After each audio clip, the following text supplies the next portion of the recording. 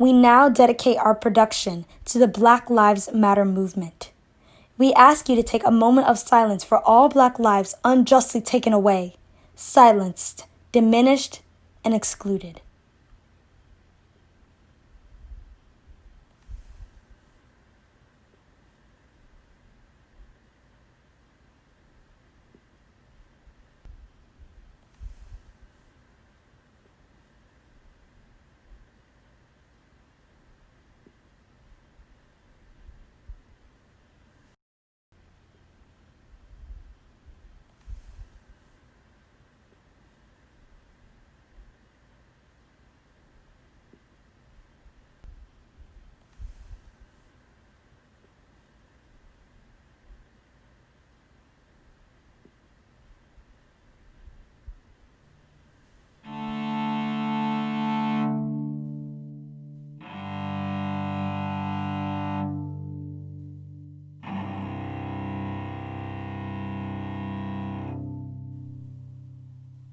This is his tent, and see where stand his guard.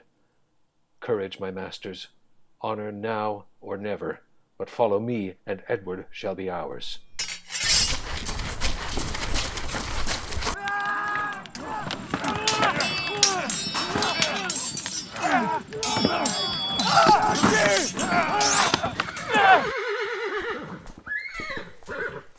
What are they that fly there? Richard and Hastings, let them go. Here is the Duke. The Duke? Why, Warwick, when we parted, thou calledst me king. Aye, but the case is altered. When you disgraced me in my embassade, then I degraded you from being king, and come now to create you Duke of York. Yea, brother of Clarence, art thou here too? Nay, then I see that Edward needs must down. Yet Warwick, in despite of all mischance, Edward will always bear himself a king. Though fortune's malice overthrow my state, my mind exceeds the compass of her wheel. Then for his mind be Edward England's king. But Henry now shall wear the English crown, and be true king indeed, thou but the shadow. Now for a while, farewell, good Duke of York. What fates impose that men must needs abide? It boots not to resist both wind and tide.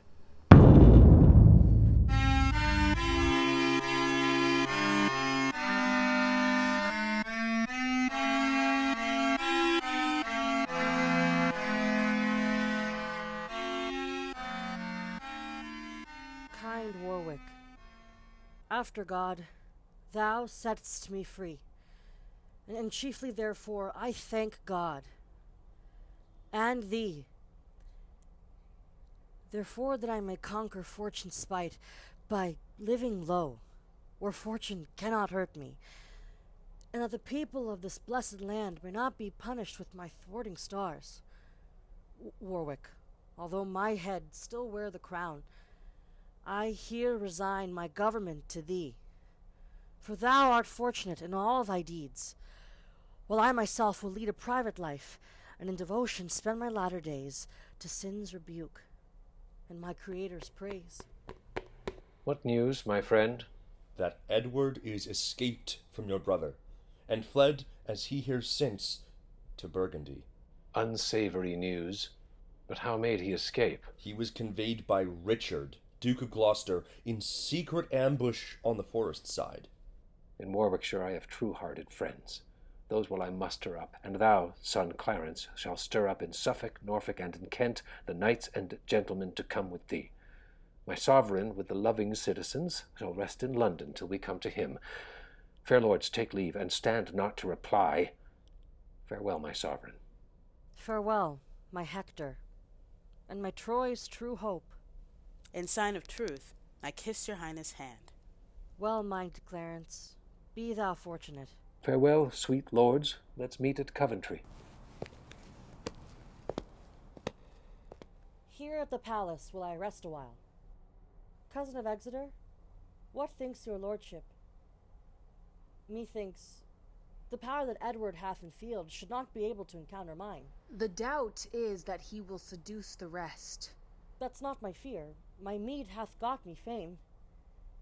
I have not stopped mine ears to their demands, nor posted off their suits with slow delays. then why should they love Edward more than me? No, Exeter, these graces challenge grace. And when the lion fawns upon the lamb will never cease to follow him. A Lancaster? A Lancaster? Hark! Hark! My lord, what shouts are these? Seize on the shamefaced Henry, bear him hence, and once again proclaim us King of England. Hence with him to the Tower, let him not speak. And lords, towards Coventry bend we our course, where peremptory Warwick now remains. The sun shines hot, and if we use delay, cold biting winter mars our hoped-for May.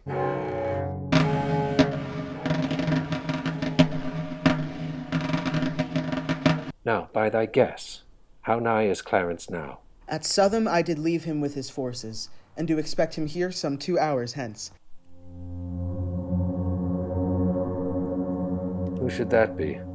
Be like unlooked-for friends. They are at hand, and you shall quickly know. Oh, unbid spite, is sportful Edward come? Where slept our scouts, or how are they seduced that we could hear no news of his repair? Now, Warwick, wilt thou ope the city gates, speak gentle words, and humbly bend thy knee? Call Edward king, and at his hands beg mercy, and he shall pardon thee these outrages? Nay, rather, wilt thou draw thy forces hence, confess who set thee up, and plucked thee down? Call Warwick patron, and be penitent, and thou shalt still remain the Duke of York. I thought at least he would have said the king, or did he make the jest against his will? Is not a dukedom, sir, a goodly gift? Aye, by my faith, for a poor earl to give, I'll do thee service for so good a gift. 'Twas I that gave the kingdom to thy brother. Why then, 'tis mine, if but by Warwick's gift. Thou art no Atlas for so great a weight. And weakling, Warwick takes his gift again, and Henry is my king, Warwick his subject. But Warwick's king is Edward's prisoner, and gallant Warwick do but answer this. What is the body when the head is off? Come, Warwick, take the time, kneel down, nay, when? Strike now, or else the iron cools. I had rather chop this hand off at a blow, and with the other fling it at thy face, than bear so low a sail to strike to thee. Sail how thou canst, have wind and tide, thy friend. This hand, fast wound about thy coal-black hair, shall, while thy head is warm and new cut off, write in the dust this sentence with thy blood. Wind-changing Warwick now can change no more. Now lo, where George of Clarence sweeps along, of force enough to bid his brother battle. Come, Clarence, come, thou wilt, if Warwick call. Father of Warwick, know you what this means? I will not ruinate my father's house, and set up Lancaster. Why, trowest thou, Warwick, that Clarence is so harsh, so blunt, unnatural, to bend the fatal instruments of war against his brother and his lawful king? And so, proud-hearted Warwick, I defy thee, and to my brother turn my blushing cheeks. Pardon me, Edward, I will make amends. And Richard, do not frown upon my faults, for I will henceforth be no more unconstant. Now welcome more, and 10 times more beloved than if thou never hast deserved our hate. Welcome, good Clarence. This is brother-like. O passing traitor, perjured and unjust. What, Warwick? Wilt thou leave the town and fight? Alas, I am not cooped here for defence. I will away towards Barnet presently, and bid thee battle, Edward, if thou darest. Yes, Warwick, Edward dares, and leads the way. Lords, to the field, St. George and victory!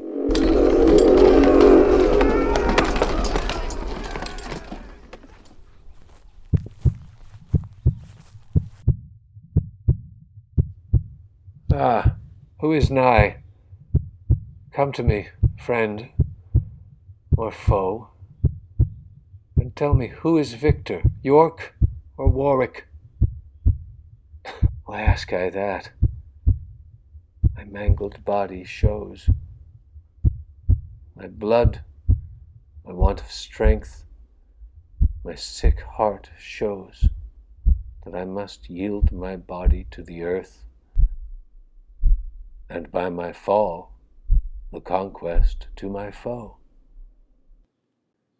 These eyes that now are dimmed with death's black veil have been as piercing as the midday sun to search the secret treasons of the world. For who lived king but I could dig his grave? And who durst smile when Warwick bent his brow? Lo, now my glory is smeared in dust and blood. My parks, my walks, my manners that I had, even now forsake me, and of all my lands is nothing left me but my body's length. Why, what is pomp, rule, reign, but earth and dust? And live we how we can, yet die we must.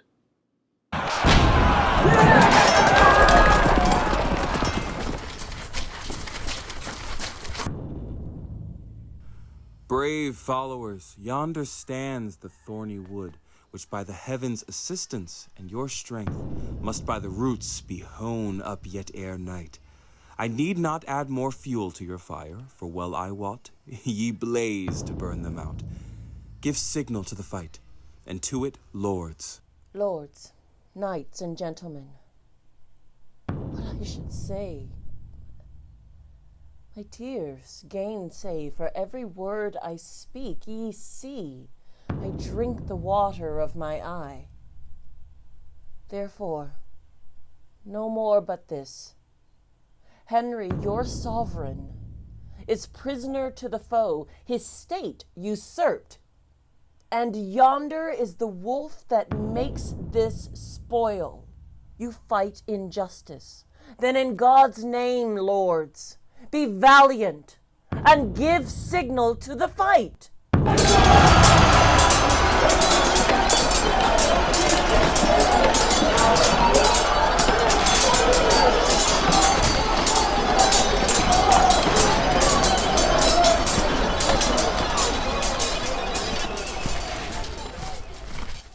Now hear a period of tumultuous broils, for Somerset off with his guilty head. Go bear him hence, I will not hear him speak. So part we sadly in this troublous world, to meet with joy in sweet Jerusalem. Bring forth the gallant, let us hear him speak. What, can so young a thorn begin to prick? Edward, what satisfaction canst thou make for bearing arms, for stirring up my subjects, and all the trouble thou hast turned me to? Speak like a subject, proud ambitious York. Suppose that I am not my father's mouth. Resign thy chair, and where I stand kneel thou, whilst I propose the self-same words to thee, which, traitor, thou wouldst have me answer to. That thy father had been so resolved. That you might still have worn the petticoat, and ne'er have stolen the breech from Lancaster. Let Aesop fable in a winter's night. His currish riddle sorts not with this place. Oh, by heaven, brat! I'll plague you for that word. Aye, thou wast born to be a plague to men. For God's sake, take away this captive scold. I know my duty. You are all undutiful. Lascivious Edward, and thou perjured George, and thou misshapen Dick, I tell ye all. Take that, the likeness of this railer here. Sprawls thou? Take that, to end thy agony. And there's for twitting me with perjury. Oh, kill me too. Marry, and shall. Hold, Richard, hold, for we have done too much. Why should she live? To fill the world with words? What? Doth thee swoon? Use means for her recovery? Clarence, excuse me to the king, my brother. I'll hence to London on a serious matter. Ere ye come there, be sure to hear some news. What? What? Tower, the tower. Oh, Ned, sweet Ned, speak to thy mother, boy. Canst thou not speak? Oh, traitors, murderers! What's worse than murderer that I may name it? No, my heart will burst, and if I speak, and I will speak, that so my heart may burst, butchers and villains, bloody cannibals! How sweet a plant have you untimely cropped! You have no children, butchers. If you had, the thought of them would have stirred up remorse. But if you ever chance to have a child, look in his youth, to have him so cut down as death's men, you have rid this sweet young prince. Away with her. Go bear her hence perforce. Nay, never bear me hence. Dispatch me here. Here, sheathe thy sword. I'll pardon thee my death. What, wilt thou not? Then, Clarence, do it thou. By heaven, I will not do thee so much ease. Good Clarence, do, sweet Clarence, do thou do it. What, wilt you not? Where is that devil's butcher Richard? Hard-favoured Richard, Richard, where art thou? Thou art not here. Murderer is thy alms deed. Petitioners for blood thou never pursuest back. Away, I say, I charge ye, bear her hence. So come to you and yours as to this prince.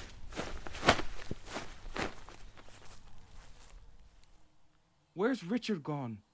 To London, all in post, and I guess to make a bloody supper in the Tower. He's sudden if a thing comes in his head. Now march we hence, and let's away to London, and see our gentle queen how well she fares. By this, I hope, she hath a son for me.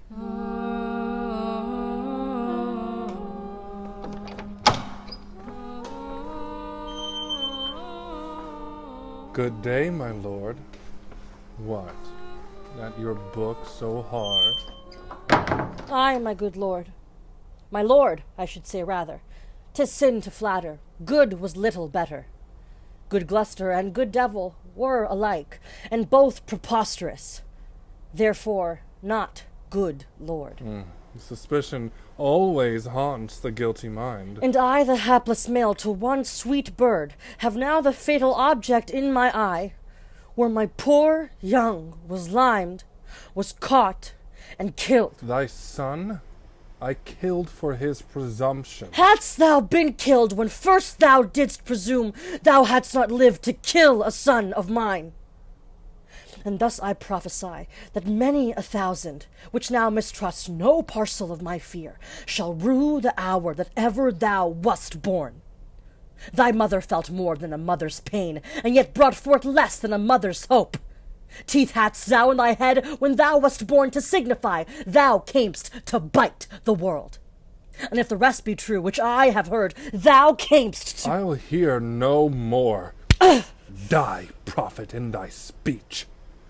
For this, amongst the rest, was I ordained. Aye, and for much more slaughter after this. O God, forgive my sins, and pardon thee. If any spark of life be yet remaining, down, down to hell, and say I sent thee thither. I that have neither pity, love, nor fear. Indeed, 'tis true that Henry told me of. Then since the heavens have shaped my body so, let hell make crooked my mind to answer it. And this word, love, which greybeards call divine, be resident in men like one another, and not in me. I am myself alone.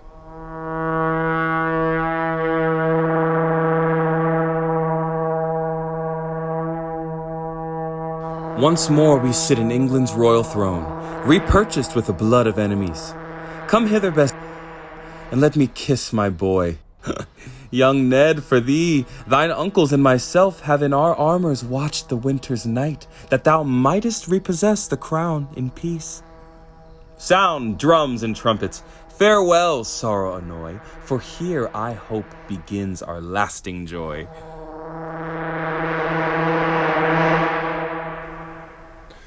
Now is the winter of our discontent made glorious summer by this son of York. But I, that am not made for sportive tricks, cheated of feature by dissembling nature, why I, in this weak piping time of peace, have no delight to pass away the time, and therefore, since I cannot prove a lover, I am determined to prove a villain. Plots have I laid, inductions dangerous, by drunken prophecies, libels, and dreams. And if King Edward be as true and just as I am subtle, false, and treacherous, this day should Clarence closely be mewed up about a prophecy which says that G of Edward's heirs the murderer shall be. Dive thoughts down to my soul. Here Clarence comes. Brother, good day. What means this armed guard that waits upon your grace? His Majesty, tendering my person's safety, hath appointed this conduct to convey me to the Tower. Upon what cause? Because my name is George. Alack, my lord, that fault is none of yours. But what's the matter, Clarence? May I know? He hearkens after prophecies and dreams. These, as I learn, and such like toys as these, hath moved his highness to commit me now. Brother, farewell. I will unto the king. Meantime, this deep disgrace in brotherhood touches me deeper than you can imagine. I know it pleaseth neither of us well. Well, your imprisonment shall not be long. I will deliver you, or else lie for you. Meantime, have patience. I must perforce. Farewell. Simple, plain Clarence, I do love thee so, that I will shortly send thy soul to heaven. The king is sickly, weak, and melancholy, and his physicians fear him mightily. He cannot live, I hope, and must not die, till George be packed with post-horse up to heaven. Which done, God take King Edward to his mercy, and leave the world for me to bustle in. For then I'll marry Warwick's youngest daughter. But yet I run before my horse to market. Clarence still breathes, Edward still lives and reigns. When they are gone, then must I count my gains.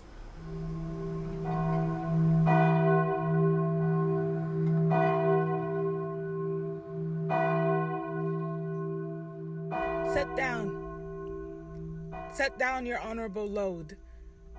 If honor may be shrouded in a hearse, whilst I obsequiously lament the untimely fall of virtuous Lancaster.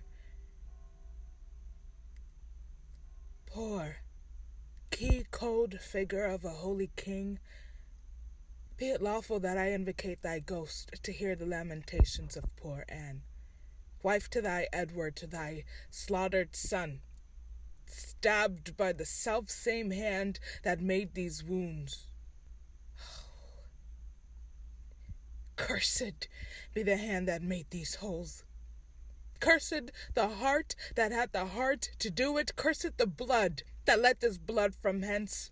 More direful appetite that hated wretch than I can wish to wolves, to spiders, toads, or any creeping venomed thing that lives. If ever he have wife, let her be made more miserable by the death of him than I am made by my young lord and thee.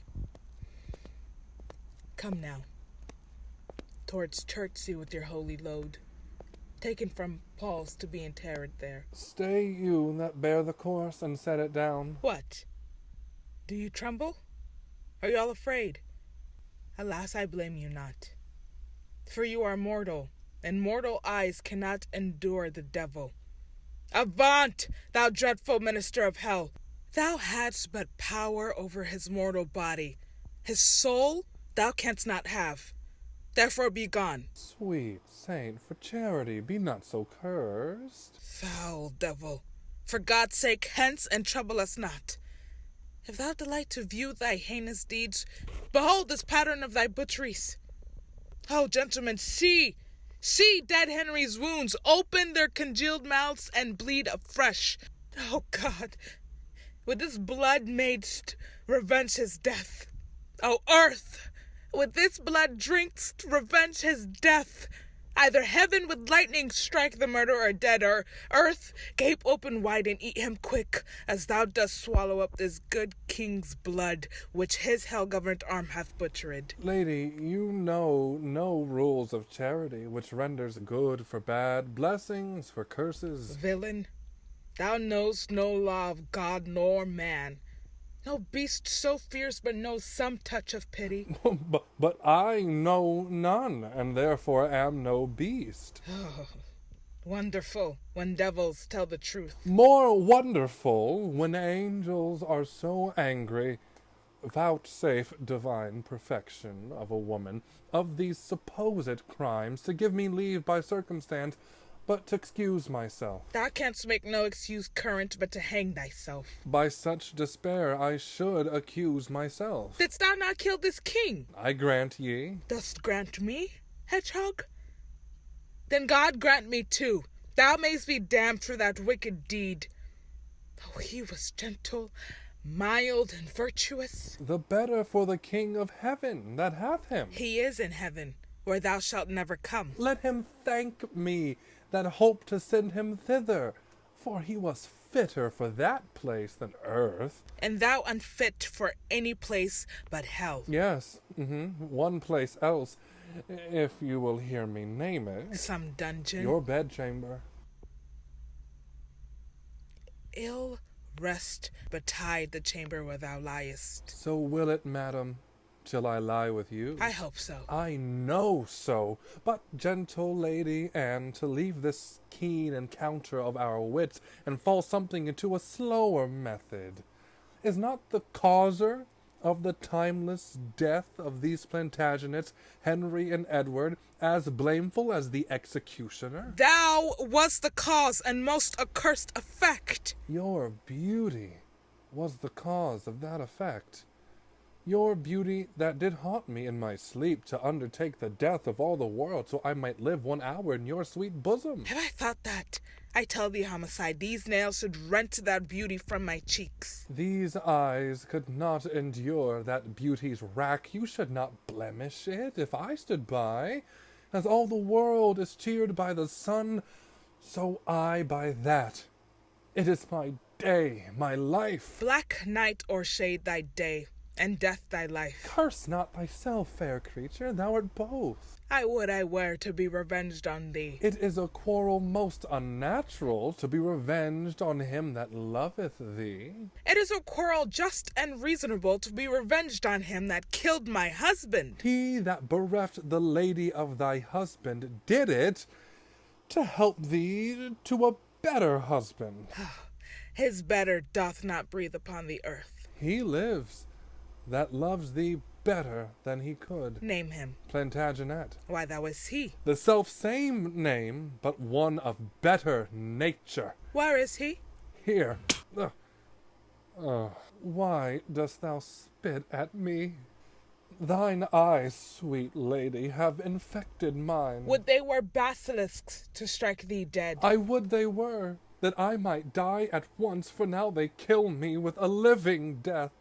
If thy revengeful heart cannot forgive, lo, here I lend thee this sharp-pointed sword, which, if thou please to hide in this true breast, and lit the soul forth that adoreth thee, I lay it naked to the deadly stroke, and humbly beg the death upon my knee. Nay, do not pause, for I did kill King Henry, but 'twas thy heavenly face that set me on.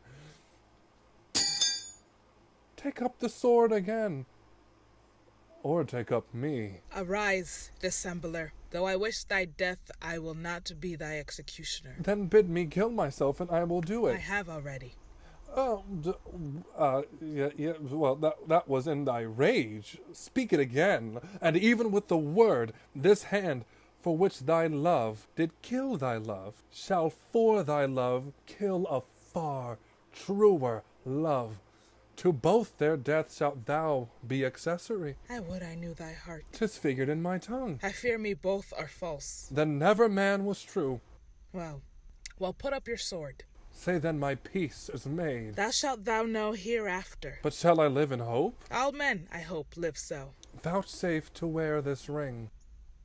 To take is not to give. Look how my ring encompasseth thy finger. Even so thy breast encloseth my poor heart. Wear both of them, for both of them are thine. And if thy poor devoted servant may but beg one favor at thy gracious hand, thou dost confirm his happiness forever. What is it? That it may please you leave these sad designs to him that hath most cause to be a mourner, and presently repair to Crosby House, where, after I have solemnly interred at Chertsey Monastery this noble king, I will with all expedient duty see you. For divers unknown reasons, I beseech you, grant me this boon. With all my heart, and much it joys me too, to see her become so penitent. Bid me farewell. 'Tis more than you deserve. But since you teach me how to flatter you, imagine I have said farewell already. Was ever a woman in this humour wooed? Was ever a woman in this humour won? I'll have her, but I will not keep her long. What? I that killed her husband and his father, having God, her conscience, and these bars against me, and I, no friends to back my suit withal, but the plain devil and dissembling looks, and yet to win her? All the world to nothing! Ha! I'll be at charges for a looking glass, and entertain a score of 2 tailors to study fashions to adorn my body. Meantime, I'll turn yon fellow in his grave, and then return lamenting to my love. Shine out, fair sun, till I have bought a glass, that I might see my shadow as I pass.